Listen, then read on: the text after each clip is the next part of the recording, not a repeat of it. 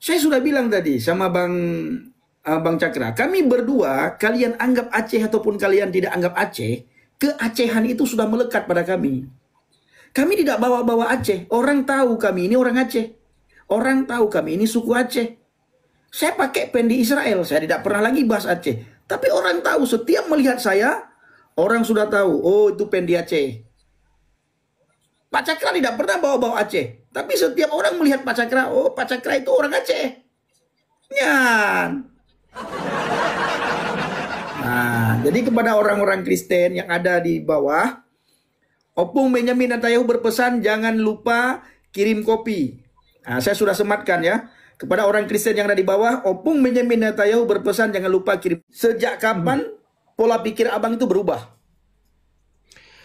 Bisa saya katakan mulainya sejak umur saya 8 tahun ya. Saya teringat karena waktu itu masih saya SD dan belum kelas 6 pun.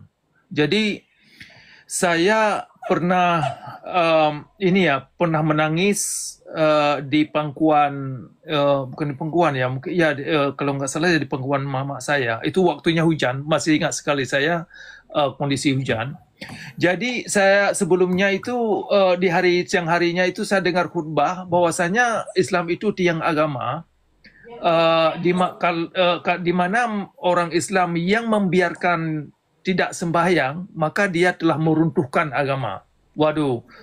Nah, itu satu khutbah Jumat yang sekira sangat-sangat ini seram.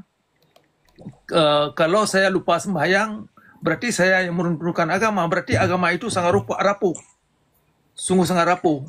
Kan? Itu saya melalui berpikir kok bisa menakutkan begitu seram. Kan kok begitu jadi seram, sehingga saya menangis malam itu. Saya bilang sama mama, apa benar kalau saya tidak sembahyang Isya, karena itu waktu Isya sudah jam 8 lewat dan saya sungguh capek sekali, saya mau tidur. Saya takut sekali. Mama saya bilang jangan percaya yang demikian. Pokoknya dia bujuk saya agar saya tidak takut terhadap klaim-klaim khutbah yang demikian.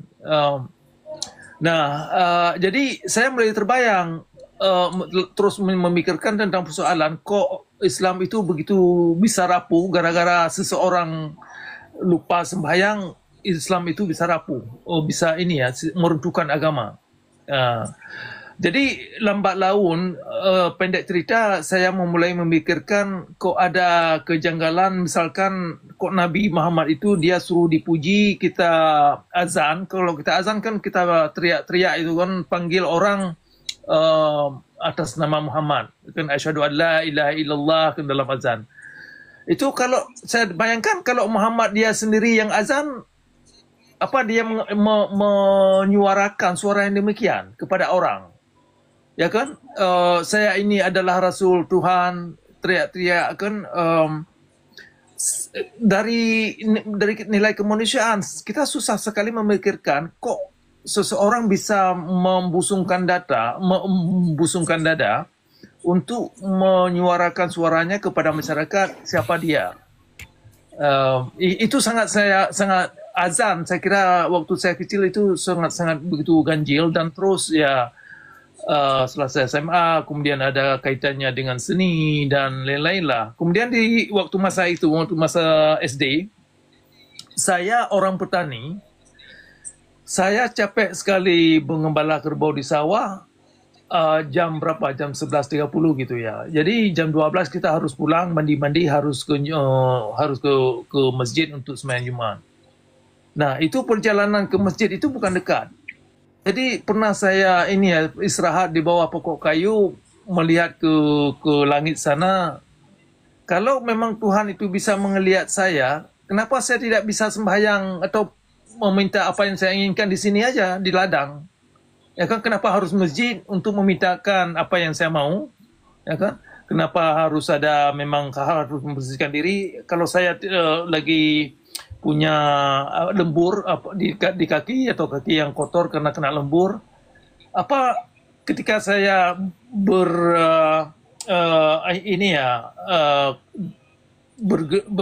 di ladang dengan dengan tanah yang begitu hitam, apa Tuhan tidak bisa mendengar saya? Itu saja di pertanyaan yang demikian. Nah, jadi itu adalah bisa ini ya tolak ukur, dan mungkin umur saya memulai mencoba memikirkan tentang ada kejanggalan dalam praktek Islam yang waktu itu saya tidak saya tunjukkan kepada ayah saya karena dia seorang imam, tunggu imam ya. Jadi hanya saya pendam di dada, tetapi eksplorasi mengkaji itu terus saya pertajamkan. Saya kaji, saya pikir kan, walaupun secara non formal, artinya saya mempertanyakan pada diri saya ya kan, dengan melalui praktek-praktek masyarakat Islam kok bisa ganjil gitu. Misalkan ada, kalau di kampus saya di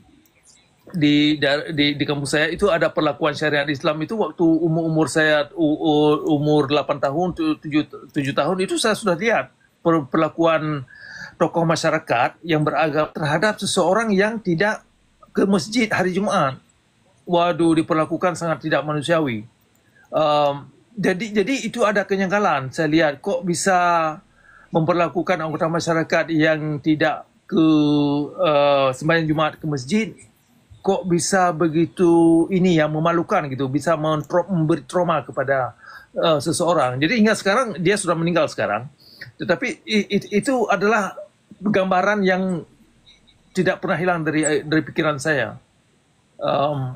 Itu sangat ganjil. Jadi itu mungkin sedikit ya cerita singkat sejarah sejak kapan saya ketika Bang Cakra bertanya kepada orang tua, apa respon orang tua Bang Cakra? Mulai saya bukan bertanya ya, saya mencoba mengajak ayah saya ya, mengajak membahas ayat Al-Quran agar kita bisa jujur mana interpretasi yang bisa kita amalkan yang baik, ya kan? Ternyata ayat itu saya masih ingat sekali ayat ini ya, ayat 7 surah berapa ya, surah Al-Isra. Jadi di awal bagian surah Al-Isra itu ada satu ayat yang mengajak manusia hanya ikut apa yang kamu mengerti. Nah, jadi ayah saya sangat tidak sepakat kita membentuk pemikiran dengan kritis tanpa memakai hadis. Kalau kita melangkahi hadis, itu sama saja kita sudah menolak Al-Quran. Nah, jadi dari situ jadi satu patokan pemisahan ya antara hubungan keluarga dan saya. Hanya gara-gara satu ayat. Hanya gara-gara satu ayat untuk mengajak, bukan menolak, ya kan? Untuk mengajak mendiskusikan kembali, menganalisakan kembali. Nah, itu saja sudah jadi bahan pemisahan antara keluarga dan jadi bahan ya ini ya untuk yang saya nilai jadi bahan persekusi dari masyarakat juga setempat.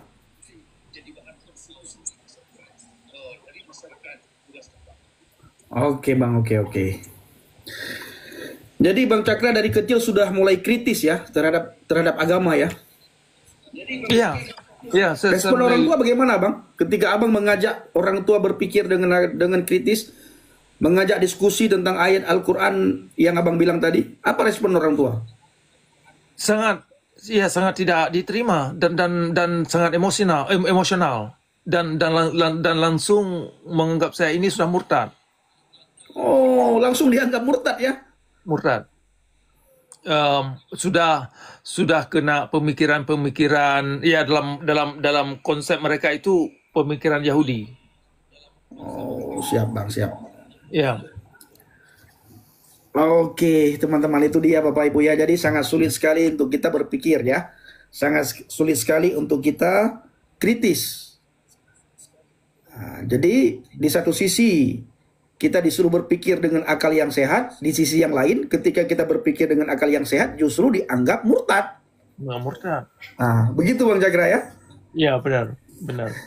Ya, ya itu Ada memang pertanyaan satu. lagi Bang Cakra. Ada orang yang bertanya Ya, kepada saya. Coba tanya sama si Cakra itu katanya ya. Kenapa dia bisa lari ke Amerika? Apa yang membuat dia lari ke Amerika? hmm. Saya bukan lari ke Amerika. Saya bukan lari. Saya diundang. Diundang.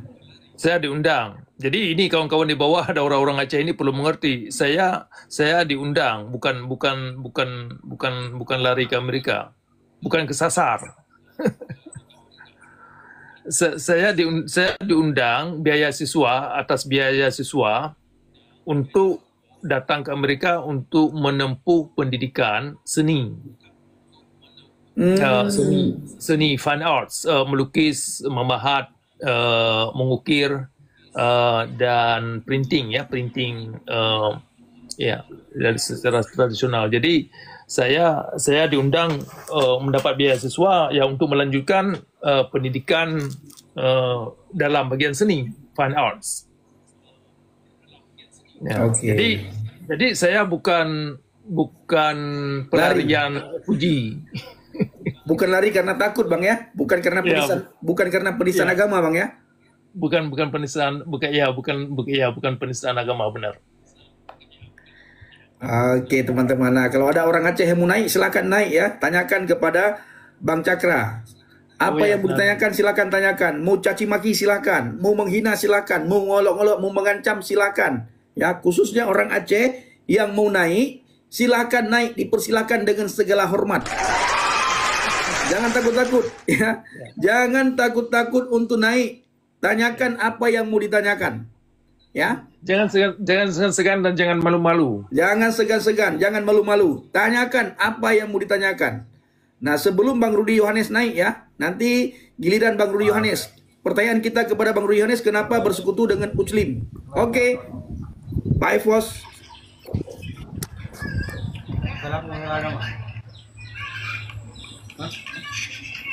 Islam apa Kristen? Lari beliau. Ya, tidak boleh pakai bahasa Aceh. Ini ada si kaplat nih, kaplat nih. Namanya belum diganti-ganti. Namanya si kaplat, Bang. Siap. Ada namanya si kaplat, belum diganti-ganti namanya nih. Oke, mungkin yang lain. Silakan yang mau bertanya, silakan, lagi ada kesempatan ini sebelum saya minta pamit. Ya, sebelum oh, oke.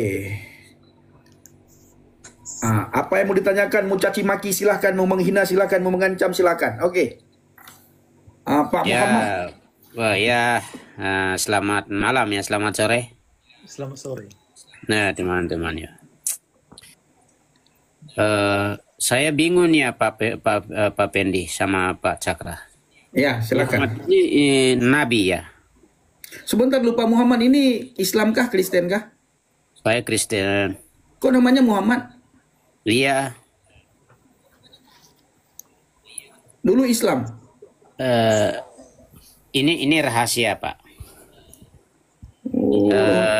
Makanya saya bertanya-tanya Muhammad ini Nabi atau bukan ya? Kalau ada banyak yang saya bertanya tapi tidak menjawab itu. Kalau toh dia Nabi, orang yang bersaksi bahwa dia Nabi itu siapa? Itu. Ya, oke. Ya, baik, saya jawab. Yang pertama, persoalan konsep Nabi itu secara literal adalah seorang yang bisa meramalkan. Jadi dari situ saja sudah bermasalah. Ya. Ya kan, dari situ saja sudah bermasalah. Itu satu. Kemudian tadi Anda menanyakan siapa yang menyaksikan, ya kan? Tidak ada yang menyaksikan dan tidak bisa kita pertanggungjawabkan klaim yang diatasnamakan atas Nabi. Nah, jadi itu saja sudah dua lapis yang bermasalah. Ya Iya, kan? iya, iya, iya, iya. Apapun klaim dia lahir atau dia ada ke Gua Hira, dia menerima wahyu, dan seterusnya dan seterusnya. Oh, Uh, iya, iya. ya kan, Ya, dia ini jawaban bagus nih. Iya, iya, iya. ya, kemudian dia naik ke bulan ke sana untuk menerima sembahyang, ya kan, ketemu siapa-siapa, itu siapa yang mau kita pertanggungjawabkan atau kesaksian, ya kan, Iya, iya, bahwa iya. dia ada naik dari Mekah ke Jerusalem. Jadi secara kerangka saja, dari konsep Nabi, kemudian daripada kesaksian terhadap Nabi, itu kan dua lapis, ini sudah 3 lapis, tentang perjalanan dia untuk ketemu Tuhan. Karena persoalan sembahyang atau ritualitas itu kan sangat sangat tidak bisa dipisahkan dengan agama Islam. Betul. Iya, iya, iya. Jadi Pertanyaan banyak, jawaban seperti ini yang bagus ini. Ya. ya. Nah, terus ini lagi Pak Cakra. Ini bagus ini. Waduh, ini jawabannya sangat akurat ini juga. Dan yang pertama ya di surat surah An-Naba ya 88 ya. Bahwa itu Quran itu menjelaskan segala sesuatu ya Pak. Quran itu saya pernah bertanyakan ini juga tentang bahwa Quran itu menjelaskan sesuatu, tetapi saat kita bertanya, tetapi tidak menjawabnya bagaimana ini? Kan di sana itu menjelaskan segala sesuatu, betul nggak? Ya. Um, Makanya saya sering bertanya seperti ini kepada apa ya teman-teman ya, bahwa oke, ada nggak ini? Kalau Quran itu menjelaskan segala sesuatu, ada nggak istri Nabi Muhammad tertulis dalam Quran? yang saya tahu ya tidak ada. Berarti bisa menjelaskan segala sesuatu nggak Pak Cakra? Begini, bisa menjelaskan sesuatu, tetapi tidak menjelaskan, tergantung ini ya, tergantung apa yang kita cari. Jadi Al-Quran itu melalui terjemahan sekarang, standar terjemahan Kementerian Keagamaan, itu banyak sekali terjemahan-terjemahan di dalam Al-Quran kita dapat yang tidak sinkron dengan kondisi alam atau yang mengandung hipotesa-hipotesa yang tidak bisa difaktualkan dalam alam. Nah, itu bermasalah sekali. Jadi kembali kepada ayat An-Naba 88 ya yang Anda tanyakan ya. Nah, yang dimaksud menerangkan sesuatu ya itu tergantung bagaimana terjemahan ayat berikutnya atau di belakangnya yang telah ada di dalam terjemahan-terjemahan Al-Quran yang sudah beredar sekarang. Nah, secara umum dulu ya, secara umum terjemahan yang sudah beredar di bawah Kementerian atau Yayasan Agama Islam yang dipakai oleh lembaga agama Islam atau dan syariah Islam, itu banyak sekali terjemahan-terjemahan Al-Quran yang bisa mengakibatkan manusia itu jadi orang jahat. Nah, itu persoalannya. Sehingga malah ayat-ayat yang demikian itu, ayat-ayat yang mengandung kesadisan, ketidakmanusiaan, perlakuan-perlakuan atau yang membuat ini ya terjemahan-terjemahan yang mengacu kepada watak-watak yang ganas gitu ya. Malah itu yang menjadi fondasi dasar syariat Islam.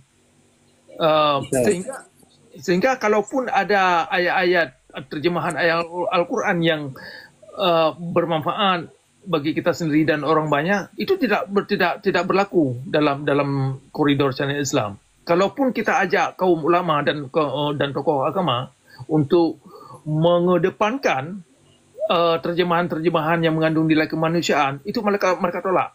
Atau kalaupun mereka terima, ujungnya mereka timpakan dengan terjemahan-terjemahan atau pemikiran yang meng-cancel, ya kan, yang membatalkan ayat-ayat yang bagus itu, sehingga konsep-konsep rahmatan lil alamin yang dipamerkan oleh masyarakat Islam itu sangat tidak bisa diaktualisasikan dalam alam dan nilainya sungguh semu.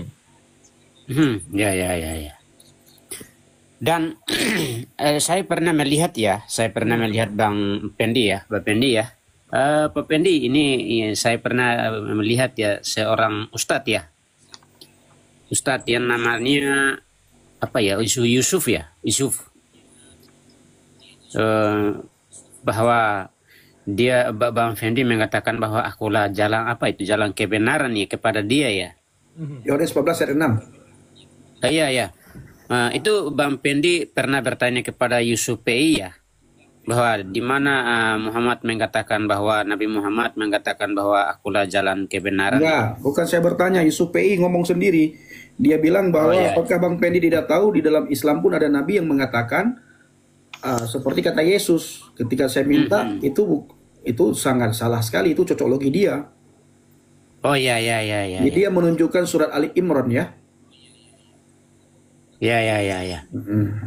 Karena saya dengar itu Pak Pendi mengatakan bahwa ada dua perbedaan perkataan dari kedua pribadi ini ya Pak. Iya. Yesus Kristus sama Nabi Muhammad. Yesus Kristus dengan sendiri dia mengatakan bahwa akulah jalan. Dia sendiri mengatakannya Pak. Iya. Wow, iya. Dan yang kedua Nabi Muhammad mengatakan perkataan perkataan yang diperintahkan, kata-kata perintah. Iya, iya. Ini yang masalah ya. Orang yang berkata sesungguhnya itu sudah tidak ada apalagi ya. Sudah tidak bisa kita pungkiri lagi bahwa dia adalah orang yang benar itu. Iya.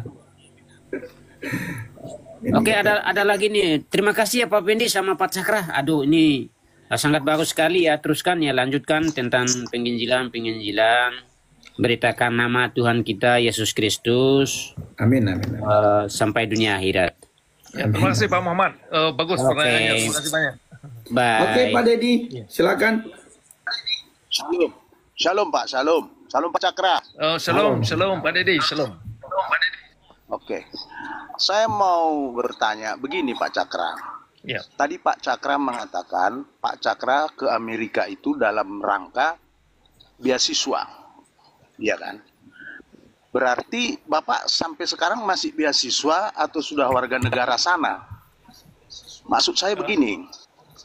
Kalau saya lihat keadaan di Indonesia sekarang untuk Pak Cakra, kalau boleh ya jangan kembali ke Indonesia lah Pak. Saya lihat orang Indonesia itu yang muslim sepertinya akan bagaimana ya, akan mencelakakan Bapak. Makanya saya tanya, Bapak di sana sudah warga negara atau masih beasiswa? Itu aja Pak. Saya sudah lama selesaikan training di universitas. Jadi saya tidak lagi status mahasiswa dalam kondisi institusi ya, tetapi saya mahasiswa, saya terus belajar, saya masih terus mahasiswa secara non institusi, jadi bukan lagi melalui universitas atau college ya kan, atau lembaga. Jadi saya terus sebagai pelajar. Nah, itu status saya. Kalau kewarganegaraan Bapak bagaimana ya? Saya warga negara Amerika. Oke, terima kasih Pak. Saya takut tadi, mana tahu seperti kasus Edis, kalau Bapak masih warga negara Indonesia, mana tahu mereka bisa pulangkan. Saya sih nggak yakin bisa mereka pulangkan Edis. Karena Bapak sudah dicap juga penghujat Pak. Jadi sukses buat Bapak ya. God bless you. Tuhan Yesus memberkati Bapak Cakra. Terima kasih. Itu aja. Saya mau tahu tadi. Saya khawatir loh kalau Bapak masih warga negara Indonesia. Itu aja Pak ya. Makasih. Oke, siap. Terima kasih Pak Dedi. Sehat selalu Pak Dedi ya. Tuhan berkati. Ada lagi Pak Dedi mau disampaikan? Ya, itu aja lah. Oh, ya satu lagi. Bapak sebenarnya Pak Cakra udah dibaptis apa belum sih? Mohon penjelasannya Pak. Saya sudah dalam kejiwaan Christ. Jadi atau dalam kesadaran Yesus. Kalau dalam bahasa Inggris itu Christ consciousness. Begini loh Pak, tapi saya bukan apa ya. Ini hanya pendapat saya. Karena di Alkitab mengatakan harus dibaptis Pak. Baptislah mereka dalam nama Bapa. Nanti kalau Bapak nggak dibaptis takutnya gimana ya? Belum sah gitu loh. Nanti belum jadi murid Yesus. Itu terima kasih Pak. Ya. Oke, siap Pak Deddy. Mengerti. Terima kasih. Ya, saya mengerti. Ya, saya mengerti. Darah pejuang. Walaupun na lagu han geme kafe ureng Aceh nyan sawe bumo nyan tano aulia nyan jamun nyan jino hanale jino karameta ureng Aceh kada mang Kristen karameta ka ureng Aceh di kafe bahkan tanpa kasadari awak adro kepi mantang ka pakai barang-barang kafe ke kafe bengek barang kafe pakai ya. Ke kafir kita marah, kita tidak suka sama kafir, kita benci kafir. Tetapi semua yang melekat pada tubuh kita tidak lepas daripada barang yang dibuat oleh kafir. Nah, Opung Benjamin Netanyahu, opung Benjamin Netanyahu pernah berkata begini. Bulan lalu, Opung Benjamin Netanyahu berkata begini bulan lalu. Anda ingin memboikot Israel? Apakah Anda pegang HP? Semua orang pegang HP hari-hari ini. Jadi Anda tidak bisa lepas daripada produk Israel. Artinya Anda tidak akan bisa memboikot Israel. Itu kata Opung Benjamin Netanyahu. Ya. Anda punya HP? Semua punya HP. Berarti Anda tidak akan bisa memboikot produk Israel. Karena di HP ini ada produk Israel. Di HP ini ada Google milik Israel. Di HP ini ada Facebook milik orang Israel, orang Yahudi. Di HP ini ada TikTok pemegang saham terbesar sekarang itu orang Israel. Di HP ini ada Instagram, orang Israel punya. Jadi orang yang kalian benci, semua penemu-penemunya itu milik Israel, tidak bisa lari daripada Israel. Sudah melekat. Kalau kata Edis TV, dari ujung rambutmu sampai ujung kakimu milik kafir semua yang kau pakai. Itu kata Edis TV. Ya. Kira-kira marga apalah Opung Netanyahu itu Pendi? Kamel. Nah, Opung Benjamin Netanyahu berkata kepada saya, karena Pendi marga Sinaga, maka Opung Benjamin Netanyahu marga Sinaga. Ya, Opung Benjamin Netanyahu marga Sinaga. Karena saya ini marga Sinaga. Opung Benjamin Netanyahu pasti marga Sinaga. Tidak boleh. Mama, Opung Benjamin marga Boru apa? Boru Tobing. Ya. Boru Tobing. Nah, jadi Boru Tobing dan marga Sinaga itu aparat saya itu. Ya, aparat kami itu.